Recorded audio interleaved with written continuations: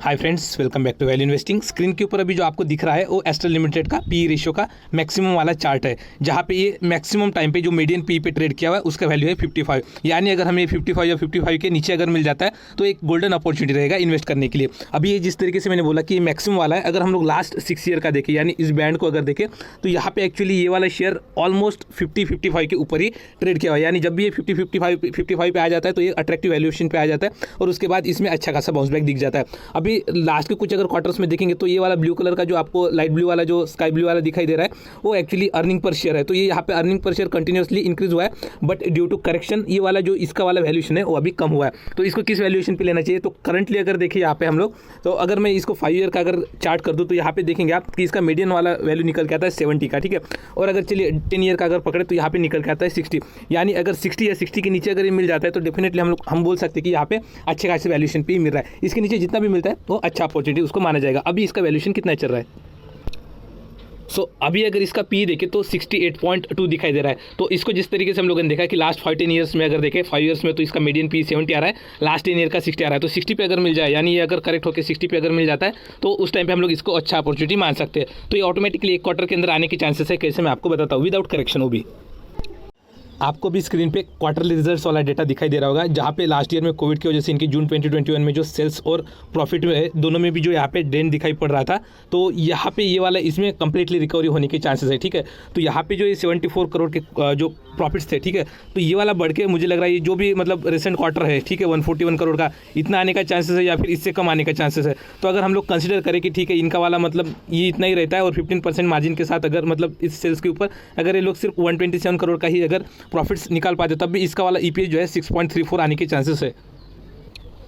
So with the updated data, यानी जब यहाँ पे जो जून 2022 के नंबर्स आउट हो जाएंगे तब इसका एक्सपेक्टेड अगर ईपीएस हम लोग 6.5 कंसीडर करते और इसका अगर सम करते तो 7, 7, 14, 20, 26.5, ठीक है। तो इसको हम लोग 26.5 कंसीडर करेंगे ईपीएस को, और इसका जो करंट प्राइस चल रहा है 1642 का, ठीक है, अगर उससे डिवाइड करते हैं तो हमें लगभग 62 का यहाँ पे ये मिल जाता है पी रेशियो, ठीक है। अगर मान लीजिए ये वाला 26.5 से अगर अच्छे खासे प्रॉफिट के साथ कंपनी यानी जो मार्जिन्स वगैरह अगर इस क्वार्टर में मेंटेन कर पाती है और सिर्फ 0.5 से अगर हमारा ईपीएस बढ़ जाता है तो यहाँ पे आप देख सकते हैं 60.8 जो कि फेवरेबल इसका वाला जो पी रेशियो है वहाँ पे आ जाता है। यानी यहाँ पे अगर मैं कंसिडर करूँ कि 1630 या 1620 का, ठीक है, अभी हम लोग कंसिडर करते हैं 1620 के ऊपर अगर ये शेयर मिल जाता है और 27 का, यानी एक ही क्वार्टर में अगर एक क्वार्टरली रिजल्ट अगर अच्छा आ जाते हैं तो यहाँ पे आप देख सकते हैं 60 के पी पे यहाँ पे मिल सकता है हमें 1620 पे। यानी ये शेयर जब 1620 पे अगर ट्रेड करेगा तो ये फेयर वैल्यूएशन पे यहाँ पे मतलब अच्छे खासी वैल्यूएशन के ऊपर आता हुआ दिखाई देगा। किस हिसाब से बोल रहा हूँ मैं, 60 का पी हमें ज़्यादा लगेगा, बट जिस तरीके का ग्रोथ या फिर जिस तरीके का मोट इस कंपनी के पास है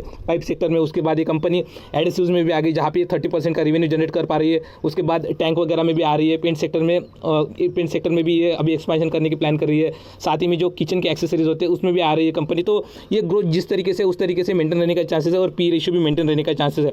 तो यहाँ पे 1620 से जितना भी आपको नीचे मिलता है वहाँ पे आपके लिए बाइंग अपॉर्चुनिटी रहेगा। तो यहाँ पे आप 3 लेवल कंसीडर कर सकते हैं जो कि मैंने ऑलरेडी प्रीवियसली स्टडी करके रखा है।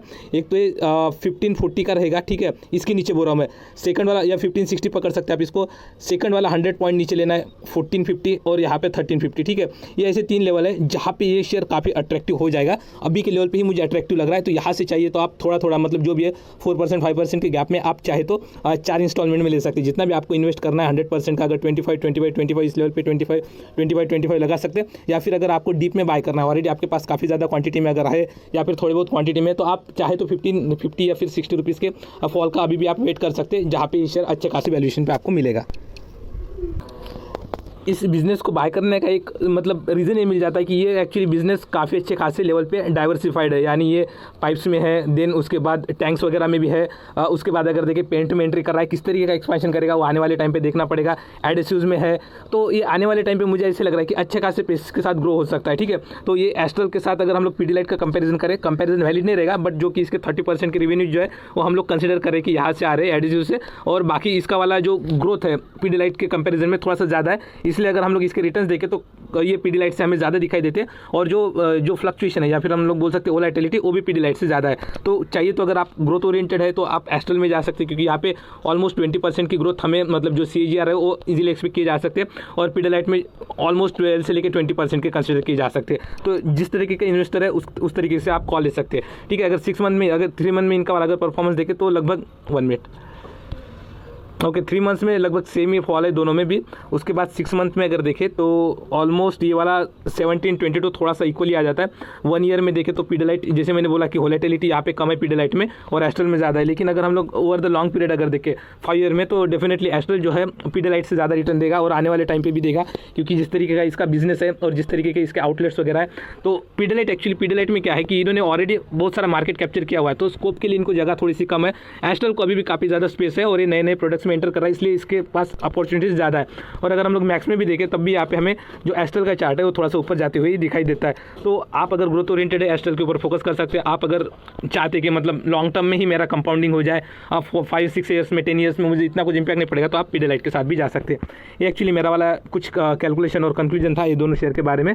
तो आई होप ये वीडियो अगर आपको अच्छा लगा तो वीडियो को लाइक करिए और आपके फ्रेंड्स के साथ शेयर कर सकते हैं, चैनल को सब्सक्राइब कर सकते हैं इसी तरीके की इंटरेस्टिंग कंटेंट्स वगैरह और देखने के लिए। Thanks for watching this video, have a good day.